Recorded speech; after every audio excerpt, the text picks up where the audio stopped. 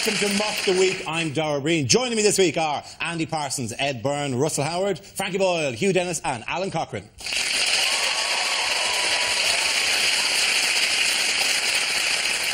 Our first round is called Headliners. Here's a picture of former Deputy Prime Minister John Prescott in typical statesman-like pose.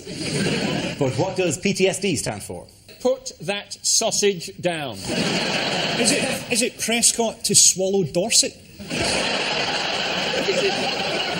Could it be Posh's terrible surgery disaster? Is it just pies, Twixes, sausages, dumplings? That is essentially the motherlode Prescott is fat on, isn't it? Or is it the motherlode is pulmonary thrombosis, sudden death? You're going to have to steer you towards a correct answer. Prescott tries speed dating. That's not it. Is it Prescott? Have we got that right? Prescott, you're yes. Yeah. Is it Prescott to stand down? It's exactly the correct answer. Very cool. The answer I was looking for was Prescott to stand down. Refers to the 69-year-old's announcement that he will retire as an MP at the next election after 37 years in the Commons. He's expected to write his memoirs and enter the House of Lords. 69? He doesn't look bad. Actually, doesn't look bad for 69. He looks like he's finally found a taste he doesn't like. He's all right, though, Prescott, I reckon. You're OK with Prescott? I've got a fan of Prescott. Yeah, we're going to suffer as comedians once he's gone. he said brilliantly, after he'd had the affair, and he'd gone to the ranch of that bloke in the States, but people were mostly thinking about the affair, he went on the Today programme and he said, I want to be judged by how I am on the job. I want to see his memoirs. It's going to be like the Doomsday Book of Food. 1997 was a very important year for me because Marathon changed its name to Snickers. Is it called Sex, Lies and Battenberg Cake? The life of pies. He's going to walk into a lot of directorships now, isn't he? Gangsters, Free Bentos, Nando's. What I like about Prescott is he'll use the money that he makes getting onto the gravy train to create an actual gravy train. Anyone else got any fat jokes? We'll be exhausted of fat jokes soon enough, I think. But brilliantly, he's now got a job in Europe, hasn't he? He's some representative to some European sort of parliament thing, in which he will have the distinction of being the only English politician ever to be simultaneously translated into English. But we also used to say, they used to really panic. Every summer there was a thing about how, when Tony Blair was on holiday, John Prescott was left in charge of the country, and everybody went, oh my God, Prescott's in charge of the country. And you think, actually, that's much less dangerous than him leaving the country on some parliament, like John Prescott sorting out Middle East peace. Going, I'm here to sort out Middle East peace, but frankly, if somebody hits you, trap them. So the gist is, when Blair goes away, he was basically the summer Prime Minister. Yeah. Nice way of putting it. This is the first summer in which he hasn't been summer Prime Minister, and we've had foot-and-mouth terrorist attacks and giant flooding across the country. Are you suggesting he's some form of overlord? That seemingly he was quietly playing a blinder for all these years. He could have prevented the flooding if you just lay down next to the river. A human flood bank. Summer Prime Minister. That doesn't stop flooding, that just moves flooding further up the river. I'm sorry, but I don't know as much about flood defences as you do. Honestly, though, if a new London flood barrier is going to cost 20 billion quid, it's worth just dropping him in to see if it works. Should we wedge him in first to see how it works? Yeah. Although he was an MP for 37 years, because he used to be a steward on cruise ships. That's where he started. He was a steward on cruise ships. Nicholas Soames is the big, huge, fat one from the Conservative Party. Every time John Prescott walked into the chamber to make a point, Nicholas Soames went, gin and tonic, please, Stuart. Nicholas Soames, of course, who was described, wasn't it, when he was like, somebody said, oh, what was it like having sex with Nicholas Soames? And they said, it was like a wardrobe falling on you with a very small key. Yeah, exactly. It's an amazing video from MFI, that. Just falling wardrobes. What we're discussing these things, what won't Camilla Parker Bowles be doing on Friday? Not going to the Diana tribute. It is, yeah. We're not sure. The reason being, of course, is that she shouldn't go. obviously. Yeah. You know, she was the one who's partly responsible for them breaking up in the first place. Who else are they thinking of inviting that's going to be totally inappropriate? Is James Hewitt going to be there? Are the paparazzi going to be there? Are they going to invite the safety bloke from Mercedes-Benz? She's not responsible for it. I think, like, you know, she was responsible for the breakup of the marriage, but it's not responsible for the death of Diana. She wouldn't have been in Paris if it hadn't been for her. I don't think she would. What? Did Camilla book a flight? The thing is, so long as Camilla doesn't arrive at the party on the back of a scooter taking photographs, I don't really see what's so distasteful. But once again, it's meant that the Daily Express has been able to have headlines every week on Diana. I mean, who buys the Daily Express? She's been dead for 10 years. Who goes, well, she has been dead for 10 years, but I wonder if in the last 24 hours something topical has happened. What would be good would be if on the day of the memorial the Daily Express just didn't mention it. You've literally mentioned it every day, apart from the early edition on 9/11. We already have, don't we, the Diana Memorial, which was supposed to, you know, show the joy and grief of her life. And I think that it's succeeded completely. You know, you've got the joy, haven't you, of splashing about in the fountain, and the grief of slipping over on the leaves and smacking your head. What could be a better tribute than that? Not to mention the fact that it's shaped like a racetrack. Is it? I've never seen it. It's brilliant. We've got this horrible fountain, and Paris got that wonderful, beautiful, please slow down in the tunnel sign. It's difficult for Camilla to get it right, though, isn't it? She can't go to the concert, she can't go to the tribute day. It's hard to think of a time when it will be right for her to attend any Diana event. You know, oh, and here is Camilla looking resplendent at the Diana paintballing afternoon. What I find particularly funny is the way in which the public get angry as if they have any say in this. Yeah. As if, you know, no, she shouldn't be queen. No, it's a monarchy. You don't get to pick. That's the way a monarchy works. If you want a presidency, vote for a president. But you're either one way or the other. You can't go, we should have her. She is essentially, in this situation, she is that relative who you invite to the wedding in the fervent hope that they can read through the lukewarm tone of the card and go, let's not go. You go, yes, 2 more seats for my college friends. Do you know why she's not going? It's because the Queen's advisor told the Queen that she shouldn't go.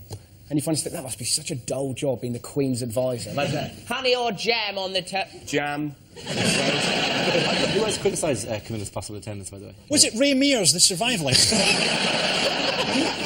when pressed for comment, no, obviously it was the Daily Mail possibly took it too far. The Daily Mail's quote was, about her attendance, said, had Camilla attended on Friday, they would all have been damned. That's not over the top in any way whatsoever. Do you know, I've done a computer programme that works out what the Daily Mail's average headline is, and it's asylum seekers carry a new type of AIDS that lowers house prices. Well, who won't be there? Do you know who won't be there? Ray Mears won't be there. Ray Mears won't be there. Osama bin Laden won't be there. It's a much longer list than who will be there. It is. The Queen won't be there, because she's on her holidays. How does the Queen know if she's on holiday? She doesn't fucking do anything. We're going to India next week. Is it work or a holiday? I have no idea. I wander around waving at people. It could well be work. People do love Diana, which is why they've got the Diana Society. She was voted, wasn't she, the 3rd greatest Briton of all time. Now, I did have a few problems with that particular poll. Number 17, greatest Britons of all time, Michael Crawford, right? Just ahead of Michael Faraday, Stephen Hawking and Alexander Fleming. Right? So the Great British public had obviously gone, well, the invention of penicillin, electricity and the Big Bang Theory, not bad. But not quite as good as roller skating underneath the lorry whilst wearing a tank top going, ooh, Betty. At the end of that round, the points go to Frankie Hewitt-Allen. Now we play a round called Monsters of Mock. This game involves Alan, Andy, Frankie and Ed, so if you could make your way to the performance area, please. This is where we test our performers' stand-up skills. We spin our news generator, it settles on a topic, and anyone can volunteer jokes about the chosen subject. The winner is the team I judge to have the best stuff. OK, here we go. Let's spin the wheel. The first subject is kids. Who wants to come in that? Ed Byrne. I had a great window recently into what it's like to have a child. I was on the tube in London and there was a woman there with her kid, and I know it was her kid because the kid said the word mum about 500 times. You know, one of those kids that just keeps going off like an alarm clock. Mum, mum, mum, mum, mum, mum, mum. And every now and again she'd go, what? But it was just like pressing snooze. Be off again a few minutes. And every time she'd say what, the kid would say something really innocuous and boring. Like, you could almost see the woman weighing it up in her head. Was that more or less irritating than the sound of it going mum, mum, mum? So, mum, mum, mum, mum, mum. What? That man has a hat. She did say this, though. She said the funniest thing I've ever overheard on public transport, about the 8th time the kid did it. Kid's going, mum, mum, mum, mum, mum. And without even looking, the woman just went, I can't believe how happy I was the first time you said that word.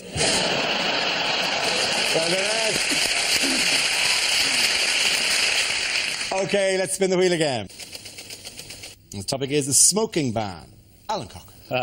I'm a big fan of the smoking ban. As a non-smoker and a keen drinker, for me, the end of the Blair government was just wonderful because they brought in 24-hour drinking and banned smoking. There were some nights where it was like I had my own Prime Minister. I was just sitting in watching the news and Blair would be looking out going, go on, Alan, have a good night out. Drink till 4 without going to a nightclub if you want. When you wake up the next day, just put the clothes straight on. You won't even smell. It's wonderful. We're saving about £3 a month on soap powder, which I don't know about you, but I'm putting directly into a lager fund.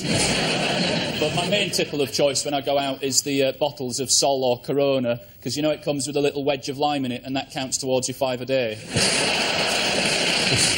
Very good, Alan Cocker.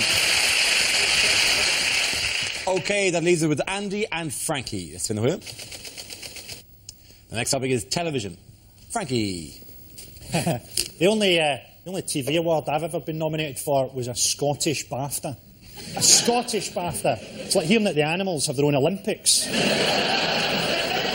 You hear all this stuff about TV being faked. Of course it's faked. It's all faked. You know that documentary a couple of weeks ago about tribal warfare among monkeys? That was all filmed in a Gates's wine lodge in Dundee.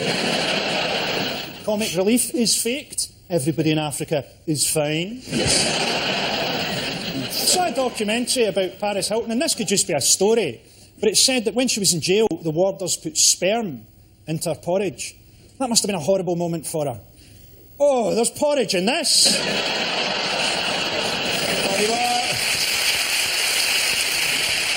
OK, Andy, let's see what you've been left with. Let's spin the wheel. Global warming is what that represents. Apparently, right, we will have more extremes of weather. Now, we're lucky we live in a moderate country, right? Rest of the world, they have a tornado, an earthquake, thousands dead, homes destroyed, large-scale devastation. We in Britain, we have a tornado, well, 2 chimney pots cracked, 1 cat missing, 1 frozen chicken looted from Iceland. Well done, Andy Parker. The points are go to Ed and Andy.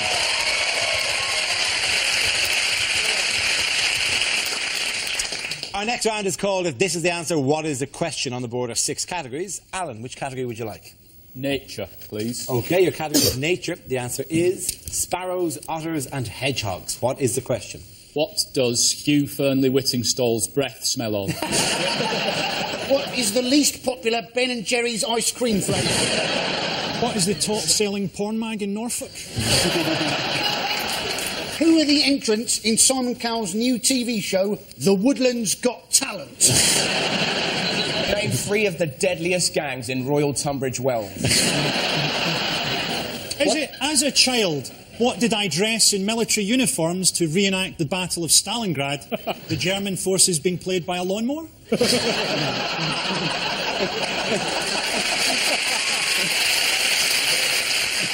And you got the correct answer? According to... What's recently been put on the endangered species list? That's absolutely right. Well done, Ed Brown. Congratulations. Very good. Yeah. Yes, the question I was looking for is name 3 endangered species on a recently updated government list. On the list are over 1,000 plants and animals, a number that has doubled in the last decade. Significant new additions include hedgehogs, house sparrows and salmon. Why are they becoming endangered now? Any ideas? Because they can't find them. That's it. It's not because... Well, no, it is. Basically, the field mice, there's a field mouse that's the size of a 2p, and they've gone, no, we can't find them. I reckon the mice just react in the same way we do when we see people with clipboards, you know, trying to get charity like that. Go, oh, there they are, hide. They've gone, party time for the mice. They do reckon it's tidy gardens, don't they? They reckon the gardens are too tidy, so sparrows, otters and hedgehogs are all... They're dying, but really they should just move.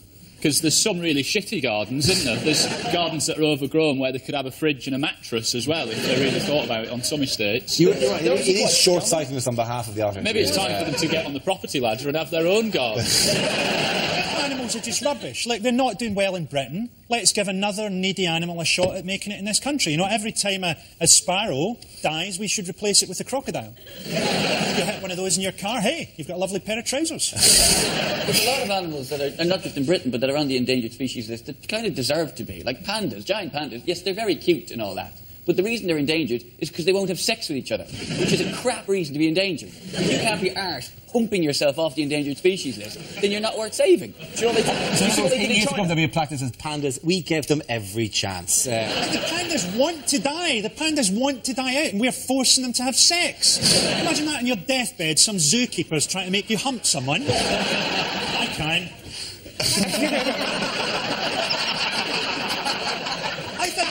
It's not all bad extinction, is it? I mean, it's less stuff to have to learn to teach your kids. Yeah. What's that, Daddy? Well, it's a dog, because there's only dogs left. Could be like them. Yeah, you need to keep going. I'm not allowed to kill anything. I've moved out of the country now, and my missus won't let me kill anything. Because something else always eats it. Right, when you were in the middle of the city, she allowed you to go out and kill it? I found a tramp. It wasn't a problem. I've taken and killed it. And the annoying thing is... want to die. I tell you what's bizarre. Have you said, because it's basically it's just Darwinism and the animals are changing to adapt to us. Have you seen what birds in the city now apparently sometimes mistake car horns and ringtones for mating calls? Which is just hilarious, just the idea of some poor bird. The next time you honk your car, basically you're turning on a bird. You know? Just this bird flying over going, "You're right, lads, I'm in love." What does she sound like? A little bit like na-ma-na-na, na-ma-na-ma-na-na-na. Isn't part of the problem, though, is that more and more people have got cats, and they're killing all of the little creatures. My next-door neighbour's cats, they come over, kill all the little things in my garden, and then do a shit. And the next-door neighbour goes, "Oh, it's all right, they're marking their territory." And I'm thinking, it's not its territory, it's my territory. I shouldn't have to have a crap in my own garden just to keep the cat out. If their cat's going to come into my garden and have a crap, I should go into their bloody kitchen and have a crap in their cat tray.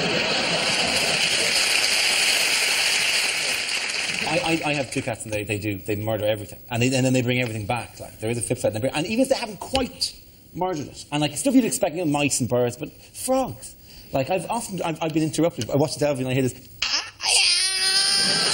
which is the sound of a distressed frog. Frogs are horrible noises. Don't they? It's really, really evil, high-pitched kind of thing. It's a weird diorama. You walk out, like, and there's a frog screaming for its life, and a cat looking at you in a kind of a, go back to The Sopranos. There's nothing to see here. That frog sounded a bit like Amy Winehouse.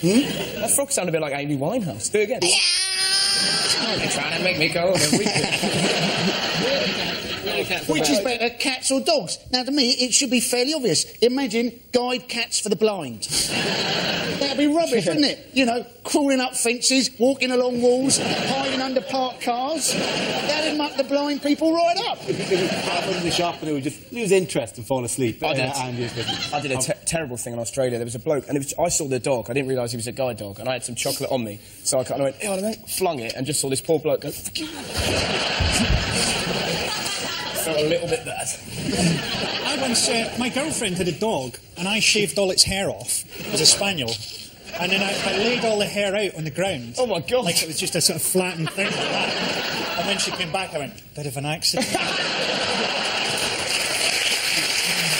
She left me not long after that. Are we getting close to the truth as to where all these animals are now going? Frankly, roaming the countryside, creating dioramas. She must have gone mental. She burst into tears and then left me about 2 weeks later, Russell. It was 2 weeks later when she came back and only got 3 legs. She thought, "That's it." I should go now, but I'd go now, Frankie, but he'll be freezing. In political news, who's been getting tough on crime this week? The 18. The 18 are getting tough on crime this week, yes. Cameron around this time. Yes, David Cameron, you're right. He's another of it. Well, because he's panicking that there might be an election.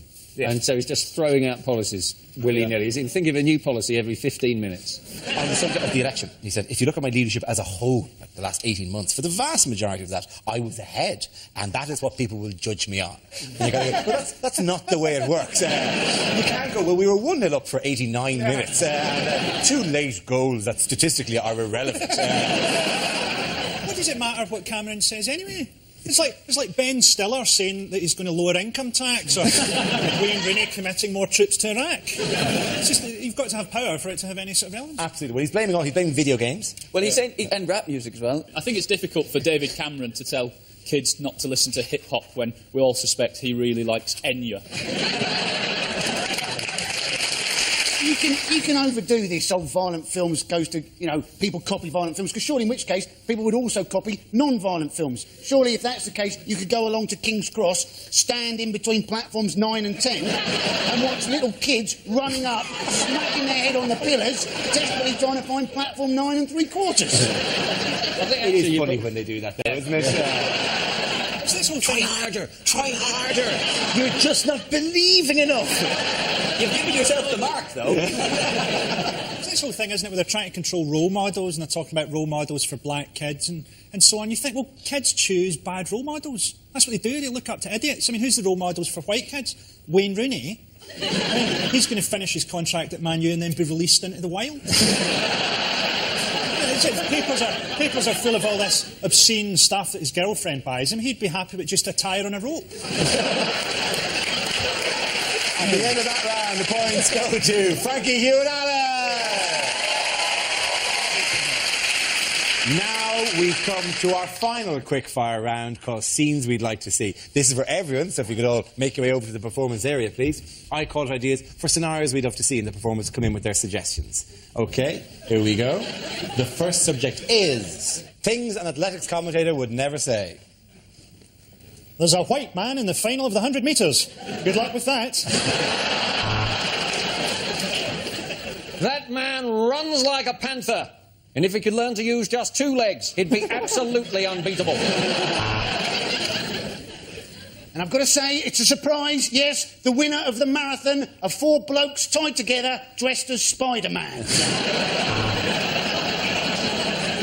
This should be a laugh. Women running. Lane 1, the UK. Lane 2, the USA. Lane 3, closed for resurfacing. And here come the walkers now, mincing their way into the stadium. And in this final of the women's gymnastics, I've been nailed to my chair for my own good. There's the bell! Can someone get the door, please? I'm commentating. Tragedy in the water polo, as most of the horses drown. And the urine sample appears to have melted the beaker. That's not a good sign. And in the end, it took a photograph to separate them. The one of him shagging a pole dancer in Nevada. And in the slow-motion replay, you can quite clearly see his cock swinging from side to side. The next topic is the worst thing to say when running for US president. I intend to withdraw from Iraq, invade some real pussies like Spain.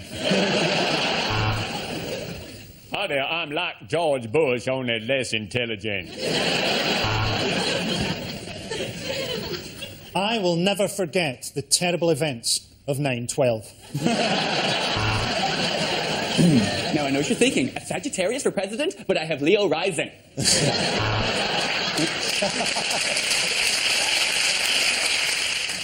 Yes, I smoked marijuana, and I inhaled just now.